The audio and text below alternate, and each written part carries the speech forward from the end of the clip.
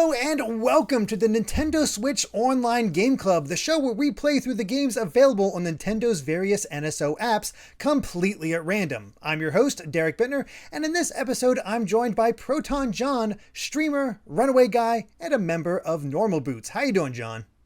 Doing all right. I'm excited for today's game, he said sarcastically. And PeanutButterGamer, YouTuber, Goodwill Gamer, another member of Normal Boots, and perhaps a tiny fan of Arthur. How you doing? Just a very socially acceptable. Just a little bit. Yeah. Very normal. Very. There's definitely some bigger ones out there. You know how it is. Yeah. doing good though. Nice to thank you for having me on. Of course. I'm excited for this one because, as you're likely aware, there are now over 200 games across the NSO, and while some are widely known like Super Mario Bros. And Zelda, there are some odd picks that could be hidden gems. We honestly don't know. So what we'll be doing is entering all those games into a randomizer, picking one, and then giving our initial thoughts. And this week, the Wheel of Games has chosen Yoshi's Story for the Nintendo 64. As I was so hoping I'd be able to stump John because I know he has this massive collection, and I didn't. But we're torturing him another way because I'm pretty sure, well, I know from before we started recording, John, you're not a fan of this one, are you? No, unfortunately. So I grew up loving Yoshi's Island. It was one of my childhood games. And the jump from Yoshi's Island to Yoshi's Story, they're so similar but so different that it really bothered me and kind of upset me. It's kind of the same way that I was upset about going from Super Mario RPG to Paper Mario. But Paper Mario eventually won me over, while Yoshi's Story kind of didn't. Yeah. What about you, Austin? What's your history with Yoshi's Story? I think the first time I ever played it was when I did an old video on it back in the day. I actually have fond memories of the game. I'm not sure if it's just attached to the nostalgia of making the video or not. I think I like it, but I haven't played it. You're not sure? I mean, I think I remember doing this. How many years ago was that video? Well, there's plenty of videos or games that I've done videos on that were really bad, but I like them because it's like hard to detach the fun of making the video to the actual game itself. And I haven't played Yoshi's Story since then, but I do remember enjoying it.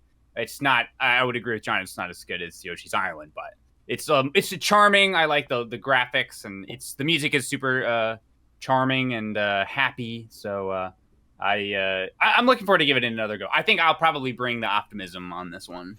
It's interesting. And you haven't played it at all, right? Yeah, it's interesting because we have an optimist, a pessimist, and somebody who's never played it. I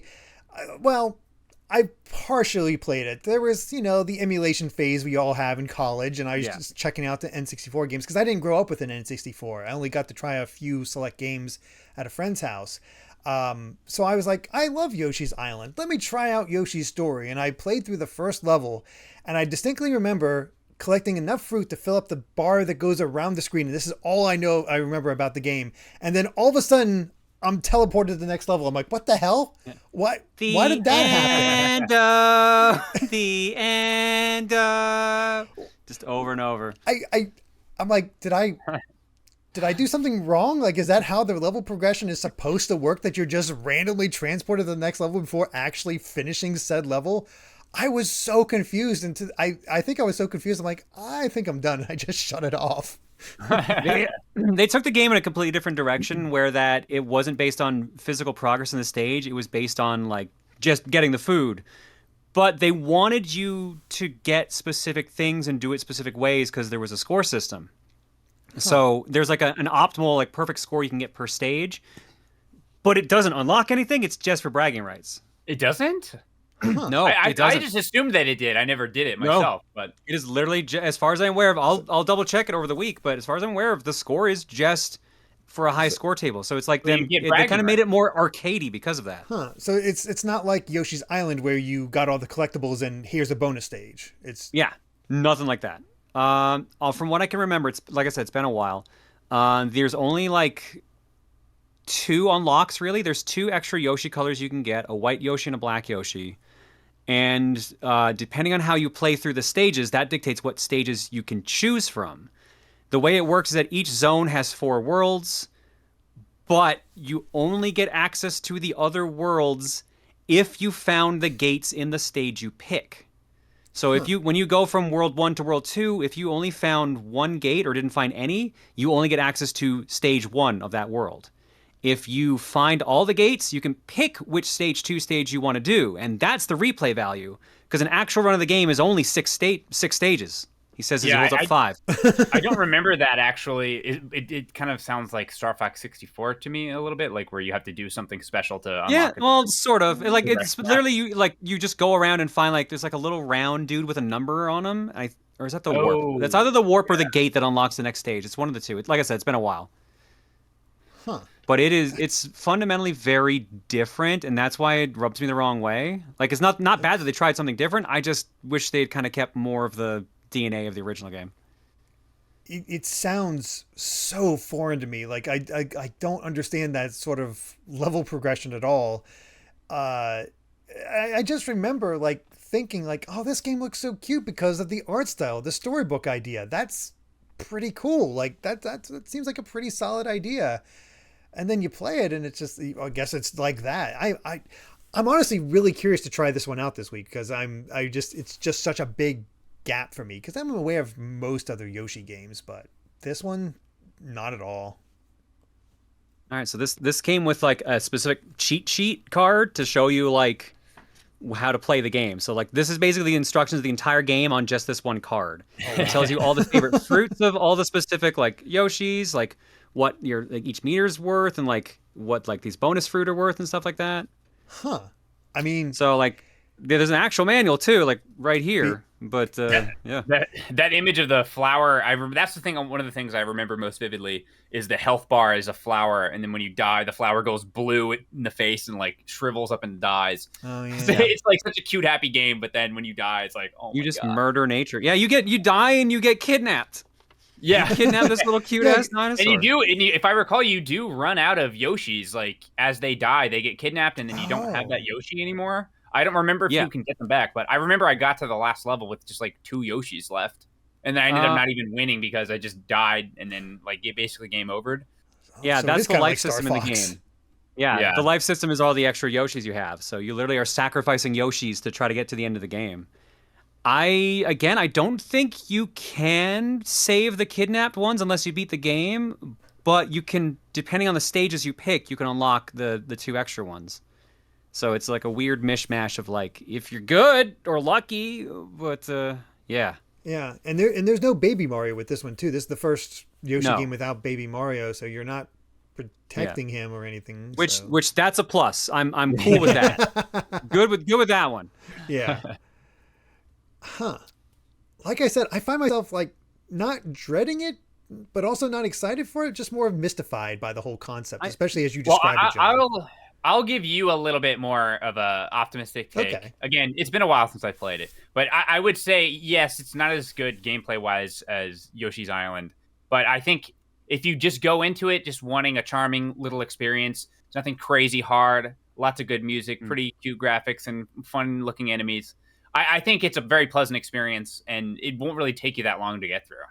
Yeah, if you want to make the game difficult, you can. You can unlock the harder stages, because there are some actually challenging stages in the game. But if you just want to get through it, what's the speed run now? Half hour, something like that. I mean, I'm looking. It's not exactly accurate, but I'm looking up how long to beat right now just to see. Yeah, wow. Okay, main story 2 hours, completionist 9.5.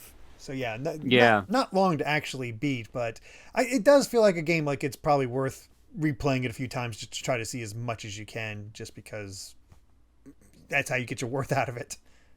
The world record right now for Yoshi's Story any percent is 10 minutes and 59 seconds. The game can be beaten in 11 minutes. Wow. What the heck is a Super Mario Land speed run? Because that game on its own is just 30 minutes. I'm on it. Oddly enough, not Mario 9 Land. Super Mario Land, not on NSO. Land 2 is, but not Land 1. You're right. Land 1's a little rough. I think that's why. Yeah, wow, Land 2 is Mario better. Land is longer. Really? 12 minutes, 21 seconds. Wow. That's wild that it takes longer to speedrun Mario Land than it is the Yoshi Story. Yeah, so just go into it with that frame of mind. It's just a pleasant, short experience, or you can get more out of it if you want. But it's a pleasant, cute happy experience. Gameplay wise, it's very simple, but it's enjoyable. I think. I say now. Yeah. Wait till we come back, and I'm like, you know, this game sucks. I hate it. This game's awful. I hate it. Yeah, we come back. It's like, oh god, that was trite or something like that. Or I don't even know what I'd say to be bad about it. Well, I mean, the one thing that it for sure has is great music. That I mean, I guess John thought the one thing was the one like song. Well, the like end stage thing is like a meme, and I just like the end, and everyone else says something a bit more I should not be repeating on this podcast, but yeah, like it's okay. Like the actual like stage to stage music is kind of neat. I like when you get super happy, I think they call it. You get like the super happy heart fruit, and then like the music starts like shredding electric guitar. Like that's kind of neat. Oh, okay. And, like one of you mentioned the page storybook like aesthetic is super charming to me. Yeah. Yeah. I noticed this manual that came with this game too. I don't know if this is just a special situation or not, but like this is like not glossy manual paper. This is like literally like recycled paper kind of. Oh, so wow. it's like weird. Like they even went for like a storybook kind of look for the manual. I love that artwork on the front. It's super. Yeah, charming. it's very, very pleasant. It's very cute. Yeah. Yeah. It's just. It looks hand drawn, How but can you not still love look. it? I'm actually, you know, my son has gotten really into Mario characters lately, and he'll like see them and just like shout out their names, and of course Yoshi's one of them. So hopefully, like his attention span's a little all over the place, but hopefully he'll actually maybe enjoy watching this one as I play it. We'll see. Well, like I said, visually, I think it would be the kind of game a kid would be drawn into. But I remember that. That case. I don't know why. I think I saw it in thrift stores a lot for a while. Yeah, I don't think when this they had game is it even before that games, expensive in collecting circles. I don't think. I'm looking it up here. Yeah. Sorry, this is what I like to do. I like to look up things. Yeah, you can buy a loose copy of this game right now for about $20 US. That's for an N64 game that's Nintendo first party is dirt cheap. Yeah, it is. That is, especially as all prices around across the board are just going up more and more each time. So yeah. Like Mario 64 loose card is $30, so like it's cheaper than Mario 64, the pack-in game essentially for the system. Yeah, which is because of the abundance, I would assume. Yeah. Like pretty much everybody has a Mario 64 that wanted one. But yeah, I mean, I don't know if there's much else to say about this before we actually go hands-on and give our thoughts, but I'll throw out a challenge to John. Oh, no. To me? Ooh. Yes. Ooh. I'll throw out a challenge. All right. I want you to come back with one really, really positive thing to say about Yoshi's story. And you want me to be nice? How could you do this to me? How And dare you? I'll come back. I'll try to come up with something really negative to say. You're not going to struggle with that, my dude. I love it. All right. I guess we'll be back in a week after we finish playing Yoshi's Story for Nintendo 64. At the very least, I'm pretty sure all of us are going to beat this game. Oh, yeah, I imagine it won't be too difficult. Yeah. All right. See you guys soon. Bye. It's all in the head movement. In the body. Wait there! So it's a process. Guide with your arm. Not bad. But you gotta work on your follow-through. Ready for a tongue lashing? Yoshi's loose with juicier levels, tastier moves, and dripping with attitude. Yoshi's Story, for the first time on N64. I think you're getting the hang of it. And we're back after a week of playing Yoshi's Story. And man, I have to say my thoughts are all over the place on this one. But I'm super curious where you guys ended up. More so you, Peebs, because I kind of know where John's at on this thing. That's not much of a surprise. But I'm sorry. I am who I am. I went in hating the game, and I came out hating the game. So at least I'm consistent. Yeah, true. But Austin, you went in liking the game. Have you come out liking the game? Yeah, I am also who I am, and probably I'm not going to change that much. I honestly think it's one of the least offensive games I've ever played, so it's really kind of surprising to me that people hate it this much. Well, I mean, that's fair. It's the least offensive game. I think that's also kind of its problem. It's the least offensive game. Like you can just finish the game in like 40 minutes. I love that. That's great. I love don't wanna spending be tied $60+ down. on a game I could finish in 40 minutes. Well, I didn't pay $60 for it this time. Maybe Okay. when I was a kid, Yeah. that would have been what it would have cost. But See, if I played it at that's all my as a thing. kid, I think I actually might have played it as a kid, despite what I said in our last recording. But it was just like a random rental or something. I didn't have like strong memories of it. Yeah, I mean, if you're paying $60 for it in like 1990 whatever 8, whenever this came out, then yeah, it's probably not worth it. But it has a lot of replayability though. So it does. If you want to see everything, it'll definitely take you longer if you wanted to see all that. Derrick, you struggled so much to say that just then. I'm sorry. So I came in not knowing anything. I've come out of this splits leaning negative. I gotta say, like, everybody's a critic. Yeah, very much so. I can understand why people might like this game, but it also kind of gets to a point where I find all Yoshi games kind of struggle. Where I consider this for Yoshi's Island as well, where if you don't worry about the extras, the collectibles, the game's easy as all get out. You don't have to worry about anything. You just go for the straight up. You just finish it and you're done. But if you go for all the collectibles or trying to go for the 100% stuff, it becomes a nightmare and just becomes a pain in the butt to finish. It's the same with Yoshi's Island and just all the others. It's just always a problem with it. And Yoshi's Story is just no different. You can get all the fruit you see right off the bat, finish up the level, be done, beat Bowser, bam, I'm done. Or you can try to go for apparently the best score, which I was not aware of until I spoke to you a little bit, John, where it's actually trying to get 30 melons in order to get the best possible score for a level. And then I started trying to do that, of course, late game when I started trying to do that. And it's like, oh, this sucks. I hate this. Yeah. No, so apparently I was wrong. I was wrong about a couple things when we talked about this last week. First off, there are 1-ups in the game. And secondly, I forgot about that also. Yeah, and secondly, the score does dictate your ending, and I'm air quoting that, because it literally just changes 2 lines of dialogue. And I think the picture that shows up of the tree is slightly different. I did not even notice. I played through it 3 times. I got my best score, I think, at like, what was it? 16,000 was my best score. Well, I think you guys are already messing up, frankly. Okay. Frankly. Why Are would you saying we're messing ever... up by caring about the video game? Yes. Why would anyone ever play Yoshi's Story and try to get a high score? Like, what are you even doing? Like, so where's the replayability then? I don't know about you guys, but when I played the game, I definitely wasn't getting all the melons. I remember that being a thing. I didn't care, especially because I didn't even know there was a different ending. Which is remind me to go back to that. It's part of my with the challenge that I laid out for John. That was one of my things. I took my time playing the game. Of course, it was still a short game, and you can get through it easily, even if you're taking your time. But I was enjoying myself. There were times where, because you mentioned you can beat it as quickly as you want, just like super, super fast, or you can try to like labor and get through all the collecting. I didn't do either of those things. I was just sort of kind of lazily playing through the game. There were times where I didn't even there were fruit there that I could have picked up. I just didn't do it because I wanted to keep exploring the level and moving around.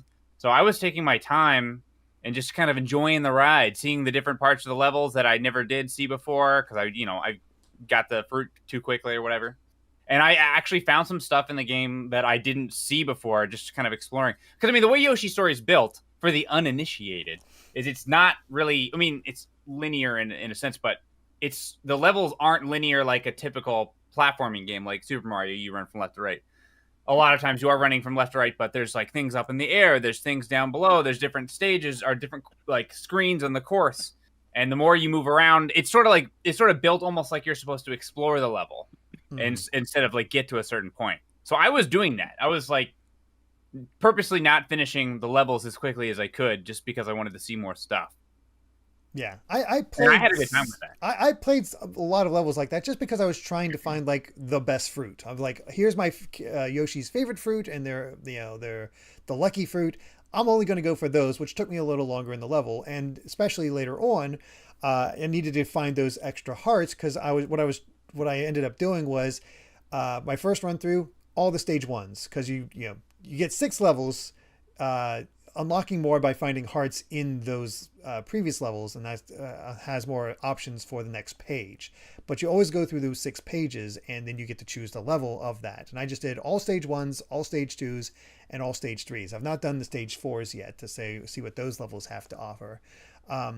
But if you want to be able to do that, you need to find all the hearts in order to unlock those. So I purposely skipped fruits as well and just tried to explore as much as possible. And sometimes it's really easy to find those. Other times it's like, where the heck are they hiding these things? Or how the heck do I get up to these points? It's oddly challenging. Yeah, it is kind of strange. Like certain points where, like, the Poochie or whatever is there. Obviously, there's something that you're supposed to do. And it took me a minute a few times, like, to actually stop and just be like, wait, hold on. What are we doing here? Like, okay, I maybe need to ground pound or something. Oh, that didn't work. Like, he's still kind of barking off. Like, what am I missing here? And there were even times where I would, like, I can't remember any specifics, but I would fail, like, whatever the thing was. And I'm like, oh, geez, well, I guess I have to, like, if I have to come back and do this again if I want to see what this is. Like, it's kind of crazy how many little secret things are in the game. It might not, to be fair, it might not be, like, the best at encouraging you to do it. Like, oh, if you find all the secrets, you're going to get a new secret bonus boss fight at the end or something. But, if you don't really care, which I didn't, it was fun to just sort of like, oh, wow, look at this little secret. And then I move around and go to the next thing. Oh, this is cool. I mean, like, I don't want to get too ahead of myself, but, like, one of my favorite levels, what's it called? I wrote it down. It's the one where you're on the snakes and they go up in the air and they change when you jump on them. Oh, yeah, that one. Oh, yeah. I forget what it's called. I have it written down somewhere. But that level was always my favorite. I explored the heck out of that level this time. I didn't even know there was a green dragon, like in the bottom right, I guess, of the level. Okay, yeah, I did find that. You go all the way down there and like hop on the dragon. And he's riding you around. And even when I was doing that, I'm like, oh, geez, I didn't have any eggs, so there was things I was missing that I couldn't get. Like, if you just sort of take your time and play the game, there's a lot of stuff you can have fun with and explore and find. Mm-hmm. Yeah, that's the one thing I will actually compliment the game on, because I did say I was going to come in with a compliment thanks to Austin's challenge. And yeah, like the stages, if you're willing to put the time into them, have depth. There's a lot of stuff hidden around. There's a lot of like little small Easter eggs. There's like little fun tricks that only show up like once in a stage and stuff like that. Like there is some actual cool things if you want to put the time into it. The problem is you don't have to. And I guess that might be my gripe, is that like there's a lot of it you can skip and never see, and the game doesn't really incentivize you to do that. That's my issue with it. That kind of delves into a lot of things. It's very much a set your challenge type of game. What do you want to do? Maybe that might not be worth doing those things potentially, but it's definitely setting that sort of thing up. But the other problem is like most levels I find are kind of just whatever. I'm like, they're kind of cool to see what they do, but it also struck me as very odd that I had this impression of Yoshi's Story from the little bit I played at that first level way years back, where it split off the path and it seemed to be kind of 3D-ish. And then I only found one other level that had that same gimmick, where it's like, no, it's all standard 2D after that. It was very odd to me. They didn't keep that when they had that introduced the game. So I'm like, oh, this is just going to be a big thing, but no. Which is another thing that bugs me at the game. So because I like to play games back in the context of when they came out, I played through on my N64. This is my childhood stick and everything. Genuinely, the actual control scheme I used. It uses this stick to move, not the D-pad. The D-pad is to move the HUD around. Yep. Yep, I noticed. You have to find the secrets in the sky. I don't even think it doesn't. No, it's not. No, it's not even that. It's not even to move the camera. It's literally the ring of fruit around your screen. You shrink it, expand it. That's all it does. It does not do anything else that I could find. I made the fruit go away. It's like L1 which you just press the L button, which you would hit if you were holding the D-pad. I never hit the L button, so I didn't know you could actually make the fruit disappear. Because there were a few times where I'm like, oh, there's a fruit up there. It's just my HUD. Yeah, I didn't remember. I don't think I ever did that when I first played, but I was messing around with the controls and realized it is kind of a nice feature. Because I mean, that was one. I don't know what structure we're going in here with. And just But that was wherever we end up. one of the things I like the most about the game is just how good it looks. I mean, especially on the Switch, everything's upscaled. I mean, this game aged, I think, super well. The way it looks, the way it sounds. Aesthetically, yes. Yes. Yeah, I mean, you can absolutely. envision Nintendo having just released this game for the Switch because it's so stylized that it has almost sort of timeless feel to it. What was so cool to me is that it's stylized, as you say, but it's also stylized in ways that they picked up for later. Like you could say, like, oh, that's kind of like Crafted World. Oh, that's kind of like Woolly World, where they have those textures for a lot of the levels. Like there was, I believe it was the level with the big fish eating you. God. I hate that level so much, but That stage sucks. yes, it does, because it does not encourage exploration. I do not want to stick around that fish. I need to go because it's just going to eat me. I can't get away from it. But everything around it looks like blow up toys, like little like pool toys, and like that's a cool idea. There's a lot of really fun visuals that stand up. Yeah, the underwater levels, I think in particular, look really good. The ones in I think it's like stage 5. It's I think with the actual like water The actual level ocean stages, yeah. Yeah, some of the levels in there look like super good. Like the little sea anemones, they almost look like they were claymation, like the way they were moving back and forth. And then like the jellyfish and stuff. That level I think looks visually the best. There was a few levels that were kind of like exceptionally good looking. There are some that are a little more boring, but that don't really stand out that much. But some of the levels, I mean, the levels in the sky and the levels in the water, I think are the ones that stand out visually as looking the best. Yeah. Someone in my chat last night pointed out that this game essentially kind of set the like the standard for what the Yoshi series would become from here on out. Like this is basically how Yoshi said. This is where Yoshi started doing like this weird like boo kind of sound, like all that weird stuff. The sound of I wrote that down too. When you beat the box carrying mini, I literally typed it out to see if I could do it. I don't think I can. And then when they get so excited, they go, "Yay!" They almost sound like a Wind Waker character or something. It's so good. Wow. Yeah, like there's like you can see it, like because like Crafted World and Woolly World, like they're basically like the bloodline of this. Like they're like evolved versions of this game. But like, I don't know what I was really going with this, other than like, yeah, it's funny how this one just kind of set like the groundwork for all those other games, but it also feels in my heart one of the weakest. Did this? I actually don't even know. Did this game sell well? I actually don't know how. I'm pretty sure it went greatest hits. I've got the wiki page up. Give me a second here. Like you said, it was so influential in the Yoshi series moving forward, where they had a whole lot of variety of different art styles and stuff. And it kind of moved towards as a Kirby thing also at times with like Epic Yarn and stuff. But it was mostly like every Yoshi game looked like special. The Metacritic score for the game was apparently 65 based on I don't think it reviewed well at the time. But I do think I do feel like it sold well. That might not be accurate, but Yoshi's Story sold 53,428 copies according to Famitsu. As a result, it gained the number 7 rank of Famitsu's top 10 best-selling video game chart. The game sold an additional 118,502 copies in Japan by January 4th, 98. Looks like by the end of the year, by the end of 1998, Yoshi's Story sold a total of 618,000 copies in Japan, making it the 27th best-selling video game in the country in '98. For just Japan, that's pretty good. It definitely got over 1 million if you include the rest of the world. German market sold 150,000. Yeah, it doesn't say anything specific about North America, but apparently it sold decently well in Japan. I mean, it has those great aesthetics. It's a pretty decent choice for kids, honestly, because you can see them challenging themselves as they're playing, which I think is why a lot of people have that sort of favor. They're really nostalgic for the game because it looks nice. It's not too difficult, but there was challenge there if they wanted to find it. And yeah, I actually wrote a hot take down about hot take, yeah. Because as I was playing this game, because everybody talks about how easy it is all the time, and I mean it is not exceptionally difficult by any means, but I don't think it's as easy as people say that it is. I mean, there's a lot of insta deaths that you can get. There really is, yeah. which Fall surprised off a me. cliff or something. I mean, this is totally not copium because I game over once. This is totally not copium.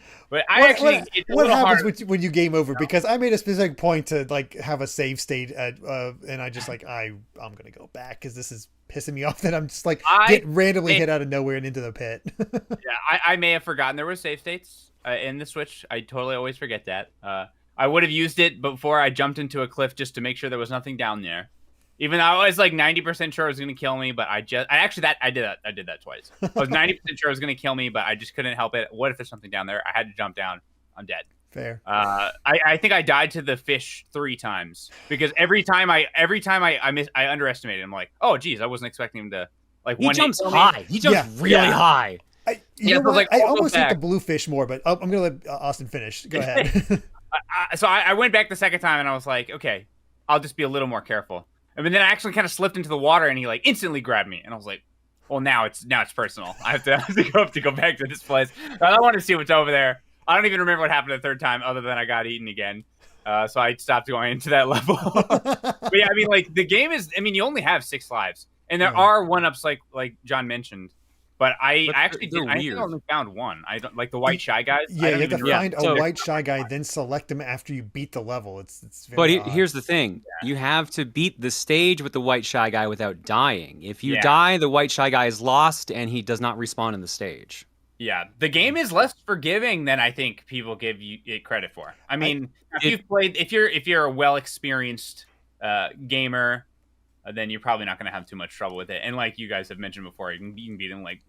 I think you could probably beat this game in 20 minutes if like not even speed running. I think the world record's like 10 minutes, 11 minutes. Yeah, you're right. We went over that last time. Did you guys ever find the white or black Yoshis? No, didn't find them anywhere.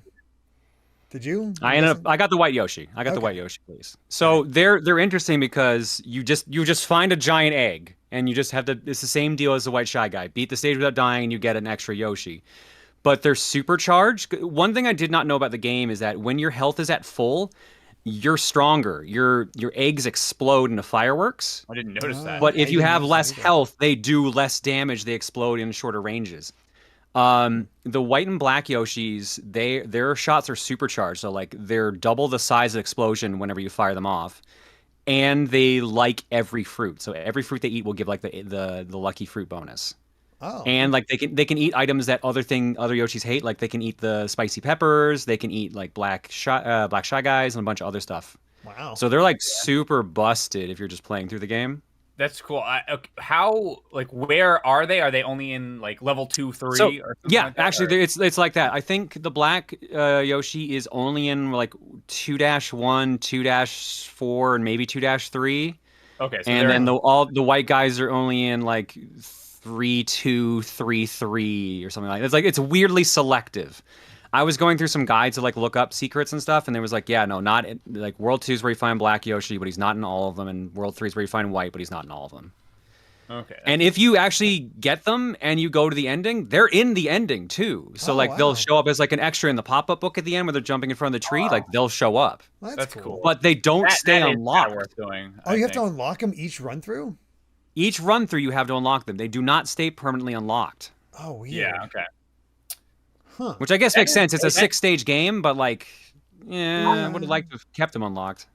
I went in thinking there was nothing different at the end, no matter what you did, but I'm learning more and more. This game like I said, there is surprisingly more depth in the game lets on, but it also is basically just a like an arcade kind of game. So it's very arcadey. That I mean that was I kind of liked that about it. But you're definitely right.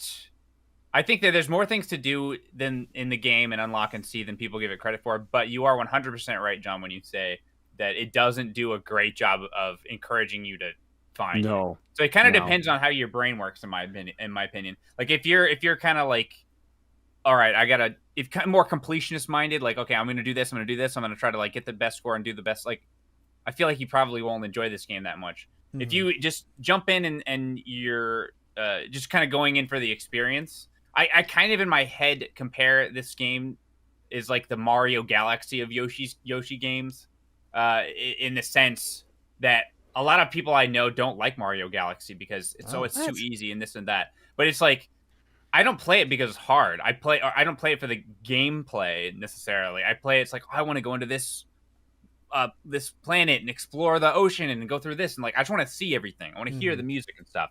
Obviously, I'm not comparing this game to Mario Galaxy in that it's as good as Mario Galaxy. No. But those are strong words. Yeah, it's kind of the same kind of vibe where I just kind of I want to see what's in this level, and I'm not. Like I said, I'm not going to beat the game early because I want to see what's over here in this part of the level, and it's kind of that sort of experience to me. If you don't go, if you don't know what you're in for, like I can tell you from like my first time playing, and what threw me off is I didn't know what the game wanted of me. I just thought like, oh, here's fruit to collect. It's all that. If you don't know what the setup is, you're just like, oh, I'll take this fruit. I'll take this fruit. I'll take this fruit. I'm just getting all the fruit, and then you beat the level, and like, what just happened? You have to sort of figure out that you should skip fruit or try to go for a max fruit or try to get these bonuses. It's sort of like this thing you almost have to intuit because there's a lot of those blocks that give you hints or like, here's how this thing works, but you get different hints based on the levels. And sometimes later hints help you with earlier levels or earlier situations. And it seems very odd in that way because it doesn't explain much, but that's also another complaint I have with the NSO. I've learned more and more is, man, they need manuals in this thing because that would help a lot of games out as far as what it really would. Like this is definitely of the era where you needed the manual to figure out stuff. Yeah. That would be really cool to be able to scroll through the different manuals in color for old games on the NSO. That would actually be. Didn't they originally, when they added the Nintendo, the NES NSO, like didn't they link to a website you could go to that had all the scans? I remember that. I remember that, but like I haven't seen it for the later ones. Yeah, I'm not positive on that one. That'd be such an excellent feature. Yeah. That's a good. I never even thought about that. Like flipping through the pages, like it could do like a little flip effect with a sound effect. Oh man, yeah, that'd be so cool. I wish it had it because certain games, like you go in, it's like, what am I doing? How do you do this? And you just don't know, and you have to sort of look up elsewhere on the internet, which is fine. We have the internet readily available, but I'm on the Switch. I don't want to bring up my phone and do all that. Yeah, and if you're wanting to go back and play an old game and like relive that experience, it's kind of more enjoyable, in my opinion, to do it the way you had to do it back then, versus look it up. Yeah, for sure. Speaking of look it up, one thing that surprised me as I was digging through this, I actually booted up the game. I've got it on my TV right now because I wanted to look up what my score was for beating the game because I was like, okay, like this is the score you need for like the best ending, stuff like that. You can't look that up. So when you beat the game, it shows you your top 5 scores. Like here's like your story mode rankings, and like here's like the top 5 and the names you put in for it. You can't look at that unless you beat the entire game again. There's no menu to just look at your score that I could find. For some reason, I thought that was under trial mode, but no, trial mode is just. If you go to trial mode, it doesn't even save your score from story mode, which is also like, what are you doing? Why is this different? Like, it doesn't. You're playing through the stages anyways. Why are you making me go to a different mode just to see the score I'm already having to do in the main game? Like, it's weird little decisions that kind of like push away like the exploration and everything. Yeah, that is a pretty annoying little feature. I just assumed, because I mean, you put your name in at the end. I could access this somewhere if I wanted, kind of show my friends, oh, look what I got. I got the score. You will see your top score when you pause the game. That is about it. Okay. Yeah. And then if you beat the game, you'll see your top 5 scores. Yeah, that's helps. I just beat the 3rd playthrough today, so that's why I had 16,000 stuck in my head as far as the score I got. But I mean, I do like the trial mode allows you to just take on the levels again at any rate. So if you have to retry and try to get those best scores, I guess I don't know whether it matters to get best individual scores for the levels or just get them as far as an overall sense in order to get unlocks. Like I don't know what gets unlocked in all that sense, but I guess it's also practice, I guess, potentially if you want to go for that run. It's very arcadey in that way, which I've moved past the point of caring about points. So it's like, oh, okay, thanks. I don't think I ever cared about points. Yeah. I don't remember ever comparing points like with my friends at school, like, oh, you got 2,000 points? Well, I got 2,025 points. Like, I don't think that was a thing that ever happened in my life. I can't think of any time either, to be honest. But Arcade games were the only times I did that. Yeah. yeah. Yeah. But I do agree with Austin that the game does shine a lot more when you just take your time, skip the stuff, look at the other levels, and see what it has to offer. Get some weird music in this where it's just like you get some like all kinds of musical styles. Like there's like an R&B one for one of the levels. I can't even remember which one it was, but it's like I think it was like the Piranha Plant level. I was like, what the heck is this music? Yeah, I actually really like the song with the big fish was actually one of my favorite because Yeah. like there's kind of like little doo-wop in the background. Just as like they're going like wild while singing on it. But then you get the giant fish that's eating you. Which reminds me that blue fish is even worse because I'm like, oh, there's a blue fish that just blows out water and it just annoys you, but he doesn't eat you. Great. Until I fell on top of him and he immediately eats you. I'm like, oh, he does eat you. Yes. Okay. Yes. He was blocking me from reaching the fruit I needed to get. I was just trying to force my way over and I eventually just landed at where his lips were and then bam, eaten. I'm like, oh. Oh wow. You talking about the long blue fish with the long snout? Yeah, that no. So it's a giant like cheap. It's like a blurp, I think is what they call them. Yeah. So if you get past the giant cheap that eats you in one shot, there's a blue cheap. I never did. Yeah. I game overed. I was got to the point where I'm just gonna jump over all this and try to see because I got determined. Like I need to see what happens. Then I got to the blue cheap, and then it ate me. I was like, all right, reload up. Let's try this again and do this right. Finally got past that one, and then there's another big red cheap that's on the other side that's waiting to kill you. And at that point, when I got eaten by him, I'm like, all right, screw this level. That was and then when you get past that, there's another blue one. There's two reds and two blues. Mint, can we talk did you go ahead? Yeah. Okay. Derrick, did you get to the part in where the blue fish shows up where you have to push two crates together? Because that was the most frustrating thing I did in this game. I never thought to push them together because I just like, oh, this one doesn't have anything, this one doesn't have anything. I didn't realize if you push them together, something happens. I didn't realize that either till I looked it up. So like in certain stages, there's big question mark crates, and if you break them, there's nothing in them. Apparently, there's a bunch you just have to push together, and if you do, they unlock like 2 melons show up. So I was trying to do melon runs to get a high score, so I'm like, okay, cool, I'll push this crate over. And the blue fish is shooting water at me nonstop to a point where he keeps interrupting the pushing animation. So I'm pushing this little amount every time I get shot by water. And it is very far how that box has to go. I think it probably took 10 minutes trying to brute force it to move this box. It was insane. And then another time through, I jumped in the water. He tried to eat me, but then he stopped spraying water long enough for me to push the box, no problem. But don't go for the melons. Just don't do it. No, just enjoy the game. You told me about just that. Enjoy the game. Try going for the melons. I'm like, oh, this is awful. I got as many as I could. But there's also times like those mini games that Austin mentioned before, where you have they're stacked up on you, or you have to jump a certain distance.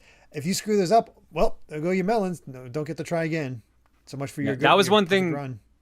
That was one thing that annoyed me because trying to get the high score, I needed to basically do a perfect run on Castle 6, and I was trying to do 6-2, and at the very end you have to do a melon walk. But they changed the timing for how the crates fall. Normally they fall right next to each other, so they stack up quick. They spaced them out enough that they would show up one at a time. So you had to still balance the crates as they were coming in. And if you did not, they would fall away. And it takes, let's say, 15 seconds for all the crates to fall. So I kept missing these crates. And it's the minigames at the very end of the stage. I'm like, okay, I literally cannot do this minigame. And you played on original, so you couldn't just save state beforehand and do it. Well, okay, so here's one thing I meant to mention with you. This is actually a cool thing that the actual original cart did. It doesn't save until you run out of every single Yoshi or you beat the stage. So if you lose 5 Yoshis, you're on your last Yoshi, and you're like, okay, I need to restart. Hit reset, you get everything back. Oh. There's no penalty as long as you remember to do it before you get a game over. Well, that's cool. So that was helpful. So I didn't need save states because it had it built in, basically. I noticed when I did my third run, I found a lot of my favorite stages. There's a lot of really fun, interesting stages, with some fun gimmicks to go through. Maybe not to get all the melons, because I certainly failed at that. But as far as just exploring the stage, seeing what it had, there was some nice stuff. And then you get to certain levels that are just like, oh no, this sucks. Like even just trying to explore and get all the fruit, you're just like, there's the Ghost Castle, basically. Yeah, tell me about 6-3. This is the one I want to know about. Oh, 6-3. So it's a ghost castle filled with, booze. And they have all kinds of gimmicks for the booze. They have, well, the big one right off the bat are boos that hear very, very well. They're blindfolded, but they have super good ears. And if you run, they will chase your ass. They will come after you and just wreck your shit. But so you have to basically crawl past them, or just find that right moment to just do a burst of speed and get out of their range. Then you have boos that are traditional, or other boos that when you're not looking at them, they become, or when you're looking at them, they become blocks. And you have to position them above spikes or bottomless pits in order to cross those things. Then they have other ghosts that you have to use as platforms because they come in from the sides, but you have to be at the certain level. So you have to get your Yoshi to a slightly higher point. So those spawn in and you can get to the higher points. And it's just all this combined plus finding keys. And if you die, you have to get the key back, and there's just bottomless pits everywhere. It is a miserable experience to the point where I just said, I'm just getting every fruit I see, and screw trying to get any decent score. I give up. So interesting thing of note here. Every single boo you mentioned is from Yoshi's Island. All of those are in that game, including the blindfolded one. I forgot about that. It's been a while since I played Yoshi's Island, and I'll have a few chances. I have Yoshi's Island and Yoshi's Island Advance on here on this NSO. So eventually I'll play it. I did not remember the ear ones at all. They don't show up that often. I think they're very late game too, but they're definitely in there, and they're not as annoying based on the way you were describing them. But like I hated how the game, like, did you deal with the bees at all? Yep, I could not find the right speed a lot of times to get around the bees. Yep. Sniffing apparently is the answer. Sniffing, you go just slow enough to do it. How do you sniff? What if you sniff a bee? Wait, up in your nose? hold up. You didn't know about sniffing, one of the core mechanics of the game? No. What is It doesn't sniffing? really teach you. It never mentioned anything about sniffing. The R button. So if you press the R button, Yoshi starts sniffing. If he's near a secret, he'll start sniffing more and more to a point where exclamation marks appear above his head, and he'll start jumping up and down. That's what Poochie stops and barks at. Those are all sniffing points. Oh, I did not know that. They never mentioned that. Just like Yeah, I'm pretty sure there's a hint block that tells you this. I discovered that this time as well. I didn't know. I hit every hint block. I swear to God, and I did not. Very sure. I'm pretty sure it's in like that weird maze area where Poochie shows up. They teach you about sniffing. I feel like you could just miss that part though. It is sniffing is only for finding secrets. Like almost always, it's a melon that's hidden in the ground. But there's coins in some spots, and there are fruits, the heart fruits in some spots, like the actual like heart that unlocks the stage. Yeah. And it's a cute animation too. Yeah, he's just like he's going like sniffing around. I guess I just didn't push the buttons because I felt like I had all the basics. I have my jump, I have my tongue, I can show it in different directions. I push down to do the ground pound, and I push this button to throw the egg. I'm set. Like, you can't neglect your R1, R2, or L1, L2 buttons. Apparently. L1, R2 buttons. Yeah, because I mean, you got to get rid of the HUD and you got to sniff. Those are the two things you got to do. I guess so. Two very useful buttons. Yoshi story if you haven't done that. I'm so mad. That would have made my life so much easier. I'm gonna go back and play this game now and be like, it's a whole new game now. Oh God. You mentioned that there were some good levels. I was gonna ask if you guys had any levels in particular that you liked. I mentioned the cloud cruising, I think it's called. The one thing I didn't mention in that level that I it was one of the things I remembered most my first time playing through, like 10 years ago or whatever, was at the end of that cloud cruising level when all the Shy Guys start flying. You can see them in the background, and then they fly across, and then they charge you from the side of the screen, and you load up your eggs, and you just like launch at them like it's like a big battle for a second there. That part I thought they do that a couple times. I think I did it on one of the swimming stages too. I remember the swimming stage. I remember liking, I think it was Tall Tower, the one where you have a bunch of like springs that you use to climb up this tower. That one was kind of neat. I don't think I did that one, but I remember seeing it on the internet. Yeah, that was a good one. There was cloud lifts. For whatever reason, I really enjoyed cloud lifts. That might be the one Peebs was describing. I'm not. I put cloud cruising, but with a question Yeah, cloud mark. cruising I is couldn't remember. 3-1. So that's the one where you Okay. got to eat the boss at the end. Oh, we didn't even talk about bosses. I think I'm just talking about realized. 3-3. But I was going to bring up bosses eventually, but yeah. Yeah, you're right. It's the one with the cloud and candy. Yeah, that's the level. Mm-hmm. Yeah. The most no. everyone's favorite boss fight in any game ever. Oh my god! Just mash the B button and you win. Yep, that's all it took. Honestly, a lot of these bosses are brainless. Like, for one thing, I was hopeful that, like, oh, I took a different route or did a different castle at the very least for the level 6 to fight Baby Bowser.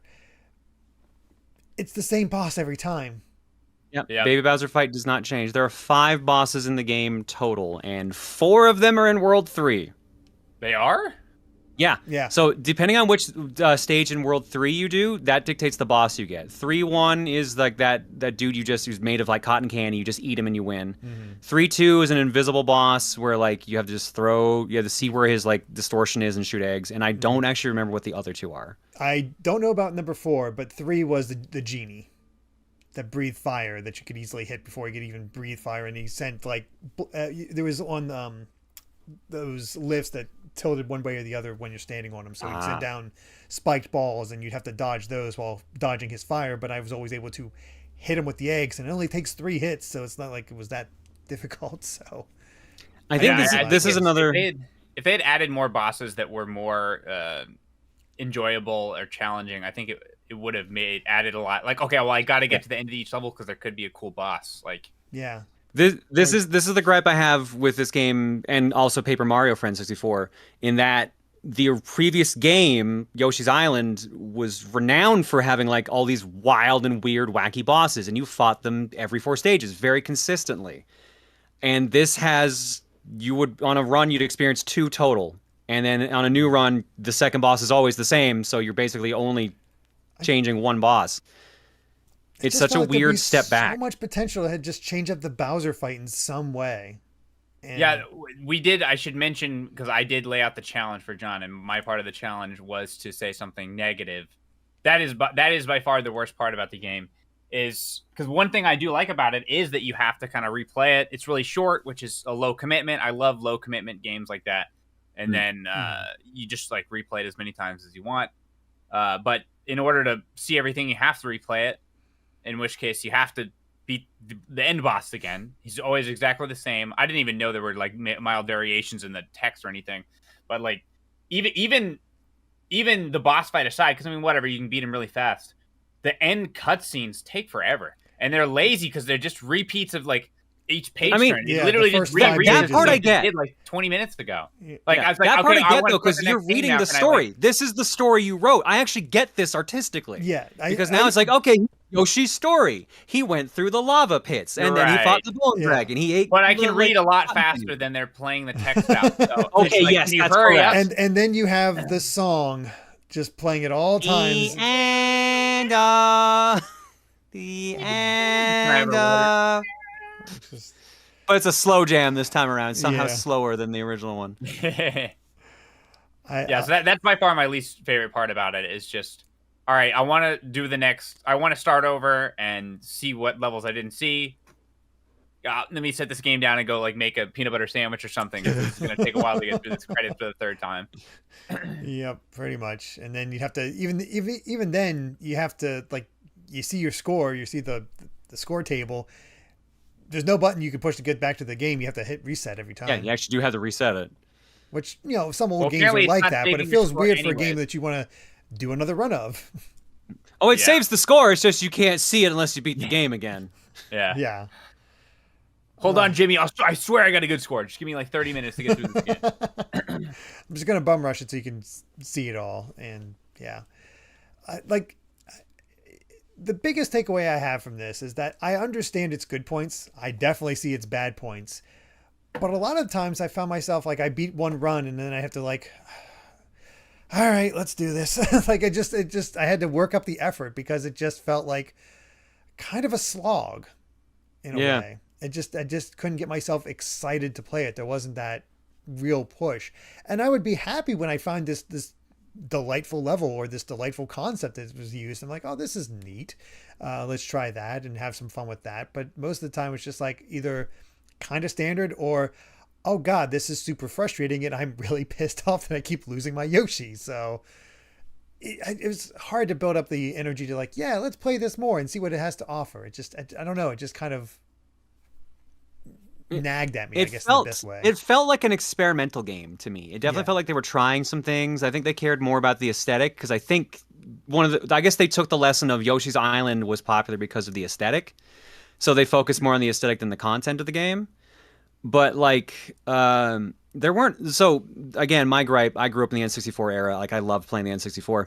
One of my favorite 2D platformers on the N64, because there are only so many, was Mischief Makers. That's Treasure and Enix. So that's a fantastic game. So and that uses the D-pad to move. So I'm like, okay, why did Mischief Makers do this and not Yoshi's Island? When did Yoshi's Story come out?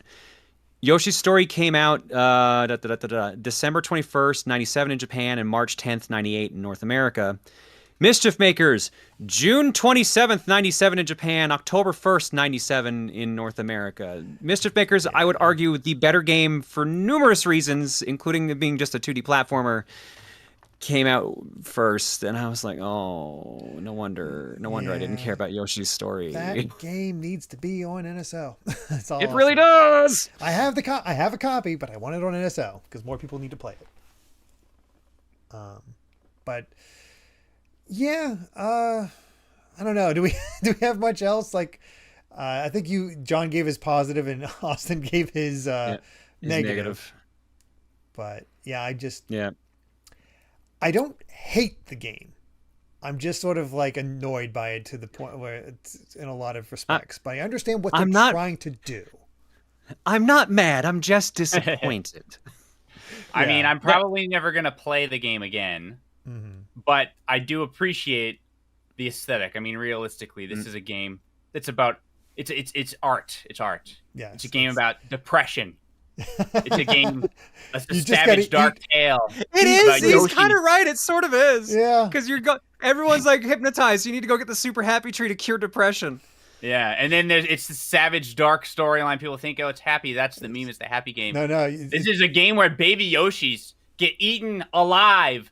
They get stabbed by like jump scare swords like popping out of the ground. It's like burned alive in lava. It's actually a savage commentary on the medical industry because you have to jump through hoops in order to get the medicine that you actually need in order to survive and be happy with your life. But no, they have to. Yeah, they are. That was a takeaway I had too. Like honestly, these Yoshis have a problem. Like if you like imagine there's something in your. Well, I mean, everyone has things that are important to them, obviously, but. I mean, and just something that isn't even alive. Like, it's just it's a tree. I guess it's alive. I mean, like, just imagine like, we have like a freaking pecan tree or whatever. I love those pecans when they come into bloom. But if someone took that, imagine if that tree went away and like I could not function anymore. Like, oh, my pecan tree. What is life anymore? Like, these Yoshis have a problem, dude. The funny thing is the super happy tree is in the final battle, and I experimented once, and you can like eat up all the stuff on the happy tree. So it's like even this is just a limited supply to your score. It adds to your score. Right, it does add to your score. So you see, I never actually did do that. Like eat the fruit off the happy tree. I don't know why it never occurred to me. I was like, oh, it's like in the backdrop. You like whatever. But yeah, I mean, if you do eat the happy tree, it's like I got the happy tree back, everybody. There's no fruit left on it though. Like I had to eat all of it. Sorry. Well, maybe next year we can come back to life and be happy again once it grows more fruit. I don't know how long it takes. You just gotta plant it back again. Yeah, it's yeah. I think my takeaway like it must replenish itself fairly quickly, I guess. It's magic. That's the power of happiness. That's what you need. That's the takeaway. You need to be happy, and then you can grow infinite fruit. Perfect. Yeah, I think my takeaway from everything is like I guess what I said earlier. I'm not mad, just disappointed. Like I would much rather play Yoshi's Island, and as much as my feelings are complicated on that one, because Derrick's right, it's great to play through. 100%ing is annoying, and that's just a recurring thing for basically every Yoshi's Island game at this point. But like, yeah, I just like Mario RPG versus Paper Mario. I'd rather play Yoshi's Island. I think the first game did it better, and I don't know why they took such a step back on the second one. So, yeah. As I mentioned before, this was one of my Yoshi story was a video I did like a long time ago.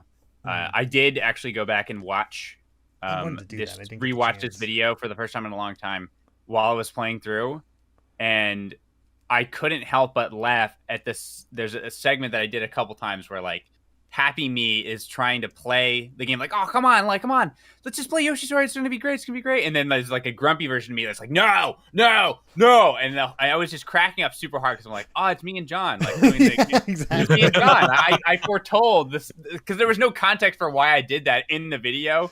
It's almost like I knew we were going to be doing this discussion like 12 years later, and I was imitating me and John trying to play the game.